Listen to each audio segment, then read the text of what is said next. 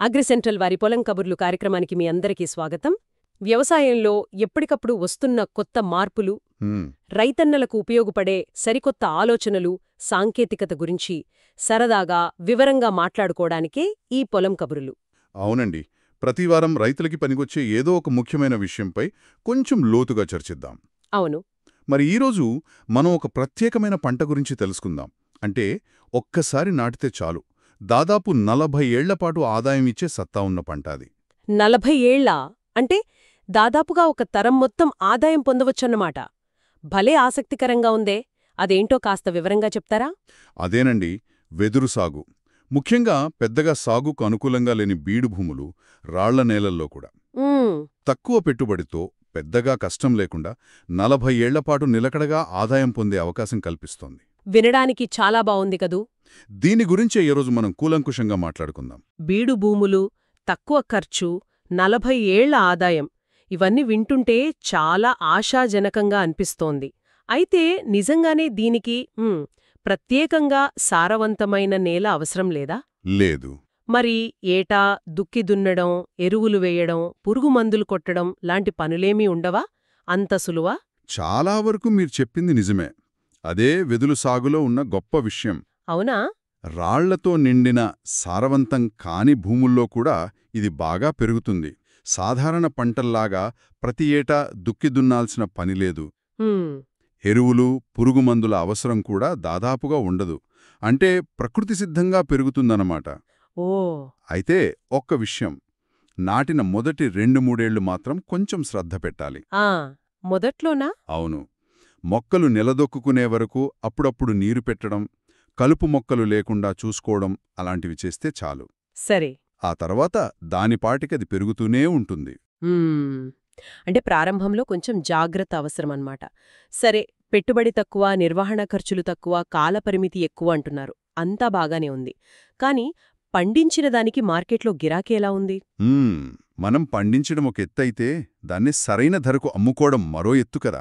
మీరు చాలా కీలకమైన ప్రశ్న అడిగారు. ప్రస్తుత పరిస్థితుల్లో ప్లాస్టిక్ వాడకం పర్యావరణానికి ఎంత నష్టం చేస్తోందో మనందరికీ తెలుసు. అవును, నిజమే. ప్రభుత్వాలు కూడా ప్లాస్టిక్ను తగ్గించే దిశగా అడుగులు వేస్తున్నాయి.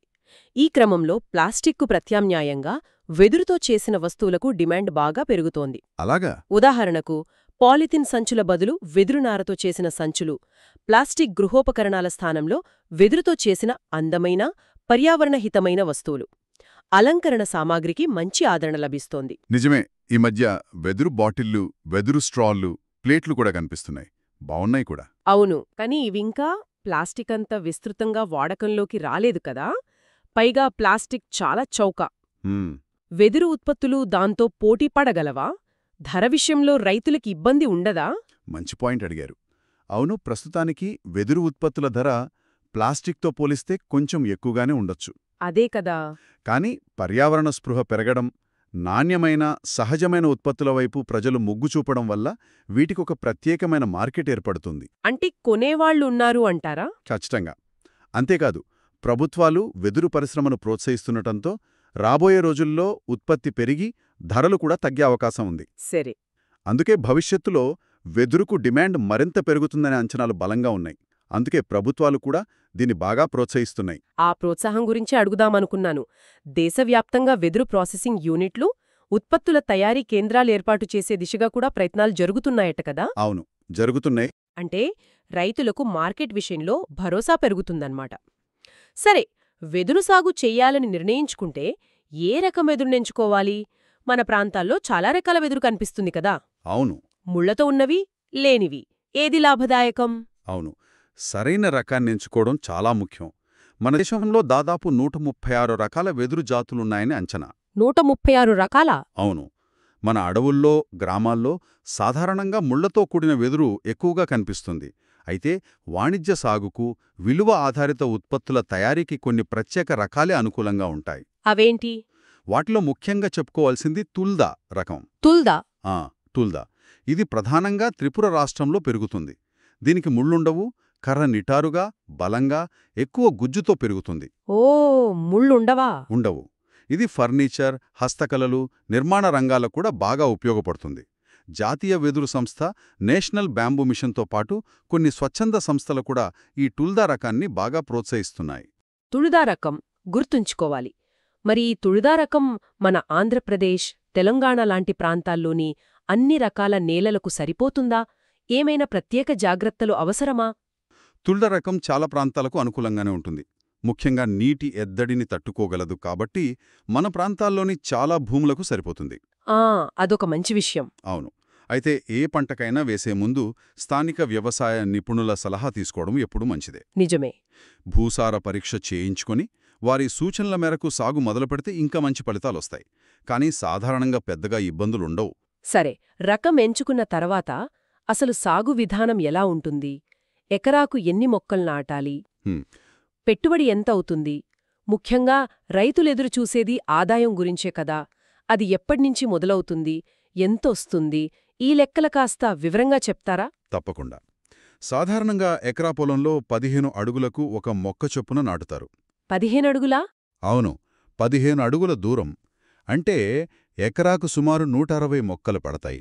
ఓకే, 160 మొక్కలు. మొక్కలు నాటటం, ఎరువులు అంటే ప్రారంభంలో నీటి తడులు, కలుపు తీయడం లాంటి వాటికి కలిపి మొదటి 3 ఏళ్లలో ఎకరాకు సుమారు రూ. 40,000 వరకు ఖర్చవుతుందని అంచనా. 40,000 మొదటి 3 ఏళ్లు. అవును, ఈ 3 ఏళ్లు మొక్కల ఎదుగుదలకు కీలకం. అంటే మొదటి 3 ఏళ్లు పెట్టుబడి పెడుతూనే ఉండాలి, ఆదాయం కోసం 4వ ఏడాది వరకు ఆగాలి. చిన్న సన్నకారు రైతులకు ఇది కొంచెం కష్టమేమో. కష్టమే. ఈ 3 ఏళ్లలో వాళ్ల ఆర్థిక అవసరాలు ఎలా తీరుతాయి? మీరు చెప్పింది నిజమే. అందుకే 4వ ఏడాది నుంచి ఆదాయం మొదలవుతుంది. ఒకసారి పంట చేతికి రావడం మొదలైతే అది చాలా ఆశాజనకంగా ఉంటుంది. ఎలా? 4వ ఏడాది ఒక్కో మొక్క నుంచి కనీసం 5 నుంచి 10 దృఢమైన కర్రలొస్తాయి. ఓకే. అలా ఎకరానికున్న 160 మొక్కల నుంచి వచ్చే కర్రలను నమ్మడం ద్వారానే ప్రస్తుత మార్కెట్ ధరల ప్రకారం దాదాపు రూ. 1,20,000 వరకు ఆదాయం లభిస్తుంది. 1,20,000 4వ ఏడాదే? అవును. ఆ తర్వాత ప్రతి ఏటా కర్రల సంఖ్య, పరిమాణము పెరుగుతుంది కాబట్టి ఆదాయం కూడా పెరుగుతూ పోతుంది. ఇది దాదాపు 40 ఏళ్లపాటు కొనసాగుతుంది. అంటే పెట్టిన పెట్టుబడి మొదటి ఏడాదే తిరిగి రావడమే కాకుండా మంచి లాభం కూడా వస్తుంది. ఇది నిజంగా ఆకర్షణీయంగా ఉంది. అవును, మీరు అడిగినట్లు మొదటి 3 ఏళ్ల గ్యాప్ను అధిగమించడానికి కూడా కొన్ని మార్గాలున్నాయి. దాని గురించి కూడా మాట్లాడదాం. సరే, మరి ఈ సాగు చేయడానికి రైతులకు ఏమైనా ఆర్థిక సహాయం, ప్రోత్సాహం లభిస్తుందా? ఏమైనా సంస్థలు లేదా ప్రభుత్వ పథకాలున్నాయా? ఖచ్చితంగా ఉన్నాయి. ముఖ్యంగా బెంగళూరు కేంద్రంగా పనిచేస్తున్న ఇండస్ట్రీ ఫౌండేషన్ అనే స్వచ్ఛంద సంస్థ గురించి చెప్పాలి. Industry foundation? అవును, వీరు ఆంధ్రప్రదేశ్, తెలంగాణ, ఒడిషాతో సహా మొత్తం 7 రాష్ట్రాల్లో వెదురు సాగును ప్రోత్సహించడానికి కృషి చేస్తున్నారు. ఇప్పటికే కర్ణాటక, మహారాష్ట్రాలలో రైతుల భాగస్వామ్యంతో సాగు ప్రారంభించారు. వాళ్ళు ఏం చేస్తారు? వీళ్లు కేవలం సాగును ప్రోత్సహించడమే కాదు, బెంగళూరులో ఒక వెదురు ప్రాసెసింగ్ యూనిట్ను కూడా నిర్వహిస్తున్నారు. అక్కడ వెదురుతో బ్యాగులు, గృహోపకరణాలు, అలంకరణ వస్తువులు తయారు చేస్తున్నారు. అంటే రైతులు పండించిన వెదురును కొనుగోలు చేయడానికి కూడా వీళ్లు సహాయం చేస్తారా? ఆ దిశగానే ప్రయత్నాలు జరుగుతున్నాయి. మార్కెటింగ్ సమస్య తీరినట్టేనా? ఆ హామీ ఎంతవరకు నమ్మవచ్చు? ఆ దిశగానే బలమైన ప్రయత్నాలు జరుగుతున్నాయి. ఇండస్ట్రీ ఫౌండేషన్ రైతులు పండించిన వెదురును కొనుగోలు చేయడానికి వీలుగా జిల్లాకొకటి చొప్పున ప్రైమరీ ప్రాసెసింగ్ కేంద్రాలను ఏర్పాటు చేయాలనే ప్రణాళికతో ఉంది. జిల్లాకొకటా? అవును. దీనివల్ల రవాణా ఖర్చులు తగ్గి రైతులకు స్థానికంగానే మంచి ధర లభించే అవకాశముంటుంది. ఉదాహరణకు ఆంధ్రప్రదేశ్లో మొదటి ప్రాసెసింగ్ కేంద్రాన్ని అల్లూరి సీతారామరాజు జిల్లాలో ఏర్పాటు చేయడానికి సన్నాహాలు చేస్తున్నారు. అల్లూరి సీతారామరాజు జిల్లాలోనా? అవును, ఇది విజయవంతమైతే మిగతా జిల్లాలకు కూడా విస్తరిస్తారు. ఇక ప్రభుత్వాల విషయానికొస్తే ఆంధ్రప్రదేశ్ ప్రభుత్వం కూడా ఈ ఇండస్ట్రీ ఫౌండేషన్తో ఒప్పందం చేసుకుంది. ప్రభుత్వం కూడా భాగస్వామి అయితే రైతులకు మరింత నమ్మకం కలుగుతుంది. ప్రభుత్వం తరపున ఎలాంటి సహాయం ఉంటుంది? ఆంధ్రప్రదేశ్ ప్రభుత్వం గ్రామీణ పేదరిక నిర్మూలన సంస్థ సెర్ప్ SERP ద్వారా ఈ కార్యక్రమాన్ని అమలు చేస్తోంది. సెర్ప్ అంటే society for elimination of rural poverty. ఇది ప్రభుత్వ సంస్థ. ముఖ్యంగా గ్రామీణ ప్రాంతాల్లోని స్వయం సహాయక సంఘాలను SHGs ప్రోత్సహించడం, వారికి జీవనోపాధి కల్పించడం దీని ముఖ్య ఉద్దేశ్యం. పంత. ఈ పథకం కింద రాష్ట్రవ్యాప్తంగా స్వయం సహాయక సంఘాల సభ్యుల్లో అర్హులైన దాదాపు 10,000 మందిని ఎంపిక చేసి వారికి వెదురు సాగులో శిక్షణ ఇస్తారు. శిక్షణ కూడా ఇస్తారా? అవును. కనీసం 37 సెంట్లు అంటే దాదాపు ఎకరాలో 1/3. భూమి ఉన్నవారికి నాణ్యమైన టూల్డా రకం మొక్కలను ఉచితంగా అందిస్తుంటమే కాకుండా సాగుకు అవసరమైన మొదటి 3 ఏళ్ల నిర్వహణ ఖర్చులను కూడా ప్రభుత్వమే భరించేలా ఏర్పాట్లు చేస్తున్నారు. మొక్కలు ఉచితం, ఖర్చులు కూడా ప్రభుత్వమే భరిస్తుందా? భలే ఉందే. అంతేకాదు, పండించిన వెదురును జిల్లా స్థాయిలో మహిళా సమాఖ్యల ద్వారా ఏర్పాటు చేసే ప్రాసెసింగ్ ప్లాంట్ల ద్వారా కొనుగోలు చేసే బాధ్యతను కూడా ఇండస్ట్రీ ఫౌండేషన్ తీసుకుంటుంది. అంటే విత్తనం నుంచి విక్రయం వరకు ఒక గొలుసుకట్టు వ్యవస్థను ఏర్పాటు చేస్తున్నారన్నమాట. అవును, సరిగ్గా చెప్పారు. ఇది వినడానికి చాలా బాగుంది. ప్రభుత్వం, స్వచ్ఛంద సంస్థ కలిసి ఇంత పెద్ద ఎత్తున ప్రోత్సహిస్తున్నాయంటే రైతులకు మంచి భవిష్యత్తు ఉంటుందని ఆశించవచ్చు. అయితే నాకు ఇంకో సందేహముంది. అడగండి. ఇంతకు ముందు పొలాల్లో పెరిగిన వెదురు నరకాలన్నా, తరలించాలన్నా అటవీశాఖ అనుమతులు కావాల్సి వచ్చేది కదా? అవును, నిజమే. అది పెద్ద తలనొప్పిగా ఉండేది. ఆ నిబంధనలు ఇంకా ఉన్నాయా? మీరు చాలా ముఖ్యమైన విషయాన్ని గుర్తు చేశారు. గతంలో వెదురు అటవీ ఉత్పత్తి జాబితాలో ఉండటం వల్ల దాని నరకాలన్నా, రవాణా చేయాలన్నా అటవీ శాఖ నుంచి అనేక అనుమతులు తీసుకోవాల్సి వచ్చేది. అదే కదా సమస్య. అది నిజంగా రైతులకు చాలా ఇబ్బందికరంగా, సమయం వృధా చేసే ప్రక్రియగా ఉండేది. కాని వెదురు సాగును, వెదురు ఆధారిత పరిశ్రమలను దేశవ్యాప్తంగా ప్రోత్సహించాలనే లక్ష్యంతో కేంద్ర ప్రభుత్వం కొన్ని సంవత్సరాల క్రితం ఒక కీలకమైన చట్ట సవరణ చేసింది. ఓ అలాగా. ఏం మార్పు చేశారు? వెదురును వృక్షం లేదా చెట్టు కేటగిరీ నుంచి తొలగించి గడ్డి జాతి మొక్కగా గుర్తించారు. గడ్డి జాతిగానా? అవును. మన పొలాల్లో పెరిగే గడ్డిని కోసుకోవడానికి ఎలాంటి అనుమతులు అవసరం లేదో, అలాగే ఇప్పుడు రైతులు తమ పొలాల్లో పెంచుకున్న వెదురును నరకడానికి, రవాణా చేయడానికి, అమ్ముకోవడానికి ఎలాంటి అటవీశాఖ అనుమతులు అవసరం లేదు. అబ్బా, ఇది పెద్ద ఊరట. ఇది వరి, పత్తి, చెరుకులాంటి సాధారణ పంటల సరసన వెదురును చేర్చింది. ఇది రైతులకు చాలా పెద్ద ఊరట. అద్భుతం. ఇది నిజంగా రైతులకు స్వేచ్ఛనిచ్చినట్టే. అనుమతుల కోసం ఆఫీసుల చుట్టూ తిరిగే పని తప్పుతుంది. చాలా మంచి విషయం. సరే, ఇందాక మీరు మొదటి 3 ఏళ్ల ఆదాయం గ్యాప్ గురించి ప్రస్తావించారు కదా? అవును. దానికి పరిష్కారాలేమిటి? కేవలం వెదురు కర్రల మీదనే ఆధారపడాలా, లేక అదనపు ఆదాయ మార్గాలేమైనా ఉన్నాయా? ఖచ్చితంగా ఉన్నాయి. వెదురు మొక్కల మధ్య 15 అడుగుల దూరం ఉంటుంది కదా? అవును. ఆ ఖాళీ స్థలాన్ని వృధా చేయాల్సిన పని లేదు. ముఖ్యంగా నీటి వసతి తక్కువగా ఉన్న భూముల్లో మొదటి 2-3 సంవత్సరాలు, అంటే వెదురు మొక్కలు బాగా పెరిగి నీడనిచ్చే వరకు, ఆ మధ్య స్థలంలో అంతర పంటలు వేసుకోవచ్చు. అంతర పంటలా? ఏం వేసుకోవచ్చు? కంది, పెసర, మినుము, అలసంద లాంటి పప్పుధాన్యాల పంటలు, లేదా తక్కువ నీటితో పెరిగే ఔషధ మొక్కలు, కొన్ని రకాల కూరగాయలు అంటే తీగజాతివి లాంటివి సాగు చేసుకోవచ్చు. ఓ వీటి ద్వారా రైతులకు కొంత అదనపు ఆదాయం లభిస్తుంది, పెట్టుబడి ఖర్చులు కూడా కొంతవరకు తిరిగి వస్తాయి. ఇది మంచి ఆలోచన. అంతర పంటల ద్వారా కొంత ఆదాయం వస్తుంది. మరి వెదురు ద్వారా వచ్చే ఆదాయాన్ని పెంచుకోవడానికి ఏమైనా మార్గాలున్నాయా? ఇందాక 4వ ఏడాది రూపాయి 1.2 లక్షలు అన్నారు కదా, దాన్ని ఇంకా పెంచే అవకాశముందా? ఓ పుష్కలంగా అవకాశాలున్నాయి.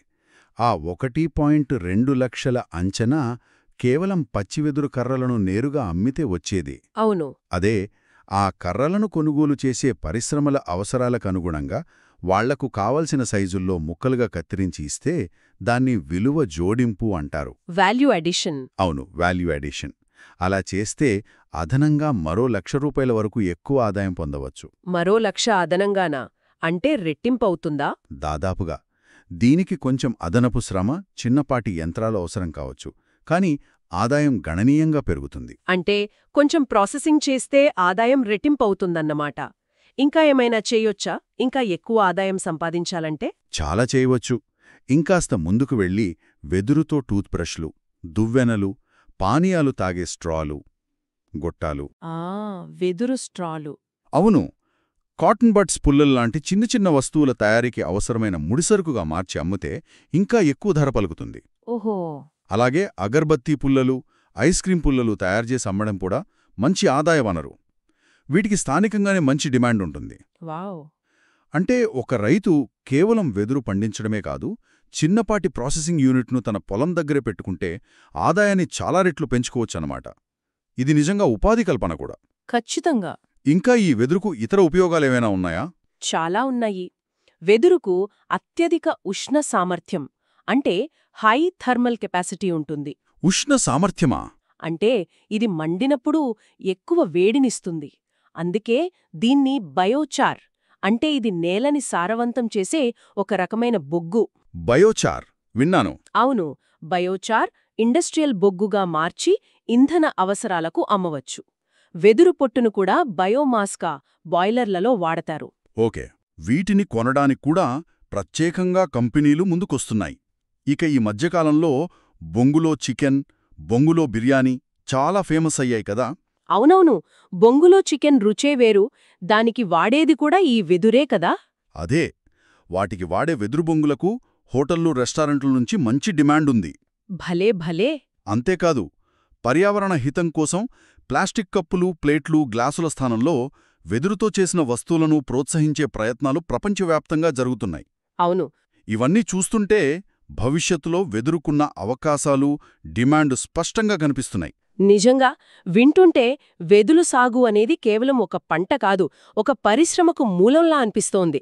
ముఖ్యంగా పెద్దగా ఉపయోగంలో లేని బీడు భూములు కలిగిన రైతులకు తక్కువ పెట్టుబడితో, తక్కువ శ్రమతో దీర్ఘకాలికంగా అంటే దాదాపు 40 ఏళ్లపాటు నిలకడైన ఆదాయం పొందడానికి ఇదొక గొప్ప అవకాశం అనిపిస్తోంది. అవునండి. తక్కువ నీరు, తక్కువ నిర్వహణ, ప్రభుత్వ ప్రోత్సాహం, చట్టపరమైన వెసులుబాట్లు, విలువ జోడింపు ద్వారా ఆదాయం పెంచుకునే అవకాశాలు ఇవన్నీ కలిసి వస్తున్నాయి. ఖచ్చితంగా. సరైన ప్రణాళిక, నాణ్యమైన టూల్దా లాంటి రకాన్ని ఎంచుకోవటం, అంతర పంటలు, విలువ జోడింపుపై దృష్టి పెట్టడం ద్వారా రైతులు వెదురు సాగుతో ఆర్థికంగా మంచి స్థిరత్వాన్ని పొందవచ్చు. ఇది పర్యావరణానికి కూడా ఎంతో మేలు చేసే సాగు విధానం. ఈరోజు వెదురు సాగు గురించి ఎన్నో విలువైన విషయాలు మాతో పంచుకున్నందుకు చాలా ధన్యవాదాలు. మీకు కూడా ధన్యవాదాలు. పొలం కబుర్లు మొదటి కార్యక్రమం విన్న శ్రోతలందరికీ కూడా మా ధన్యవాదాలు. అవును, విన్నందుకు ధన్యవాదాలు. వ్యవసాయంలో వస్తున్న మార్పులు, రైతన్నలకు ఉపయోగపడే ఇలాంటి మరిన్ని ఆసక్తికరమైన అంశాలతో మేము మీ ముందుకు వస్తూనే ఉంటాం. వ్యవసాయానికి సంబంధించిన తాజా సమాచారం, కొత్త టెక్నాలజీలు, ప్రభుత్వ పథకాల వివరాలు ఎప్పటికప్పుడు తెలుసుకోవడానికి, మాతో ఈ పొలం కబుర్లు ప్రయాణంలో పాలు పంచుకోవడానికి అగ్రిసెంట్రల్ ఛానల్కు తప్పకుండా సబ్స్క్రైబ్ చేసుకోండి. మీ అభిప్రాయాలు, సూచనలు కూడా మాతో పంచుకోండి. ఉంటానండి. సెలవు.